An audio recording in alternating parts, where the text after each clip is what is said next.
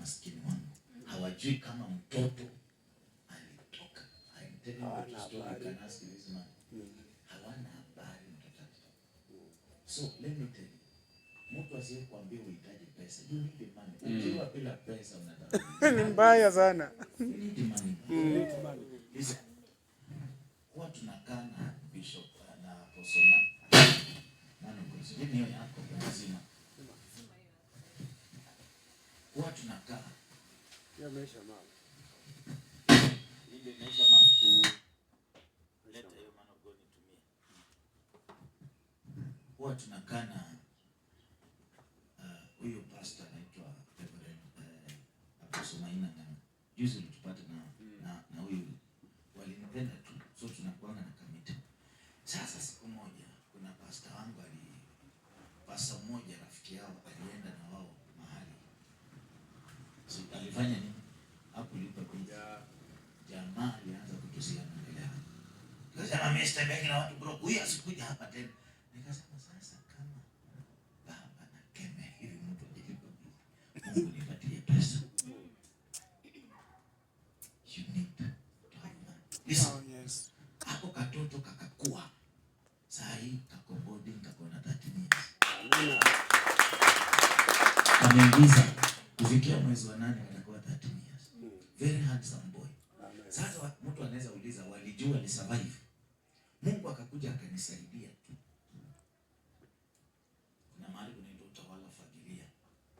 Kajenga kafulati hapa. Wakati kafulati hapa. Dada ya huyo msichana aliniacha. Kumbe anaishi kwa nyumba yangu, mimi sijui. Sasa mimi niliweka caretaker ni kazini yangu. Na unajua ukiweka watu wa ushako kwenyu kwa boma, kwa kazi wanafanyanga michezo. So akawa anafanya vituko, anawafungia maji, anafanya nini? So watu wakaanza kuhama, wakasema lazima landlord akuje. So mimi nikawapangia mkutano, nikaenda. Wakati nilienda haka katoto sipo nakaacha. Nikakibeti, nikaenda nako. Sasa mimi nikiaddress watu nikisema huyu unambadilisha, nitawashughulikia. Msichana alikuwa tu pale, ananiangalia. Ushaona mtu anakuangalia mpaka unashtuka. Kwa nini mtu ananiangalia? Nini?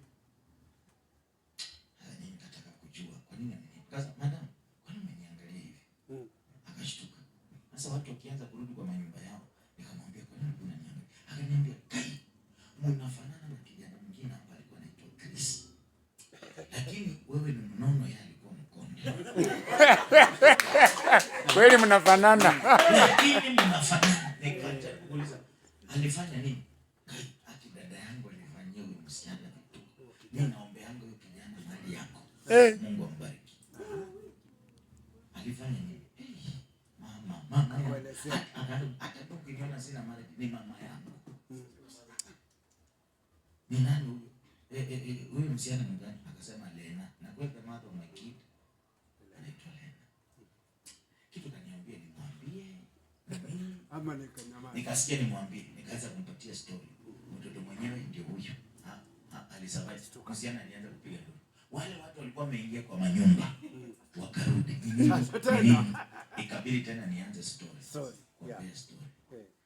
After some 2 days, nikaona mama yake amenitafuta messenger. Hello my son. Nilikuwa tayari nimekuwa pastor. Nikamwambia try me you will die. Listen to me. Never see anyone akiwa hapa Shimadharau. Kadharau hiyo kidani hakuna Mungu mbinguni. This life takes change. Lifestyle. Na ukichimbia mtu shimo, No, utaingia. Usichimbe refu sana. Tables can change. Ukiingia hapo upone. Usichimbe shimo refu yenye mambo ikubadilika utakufa. Ndio hiyo sasa. Are we communicating? Yes. Can I tell you something? Anyone who believes in God and is serving God, kama hauna uwezo wa kumsaidia, mwache mkono. Hii mambo inaonanga wachungaji wanasaidia pastor mwingine, wanakalia pastor mwingine. Let me tell you, you are blessing that person. You are blessing that person. Nimeongea mambo mengi sana mnisamehe. Mimi nataka tuombe. hivyo ndio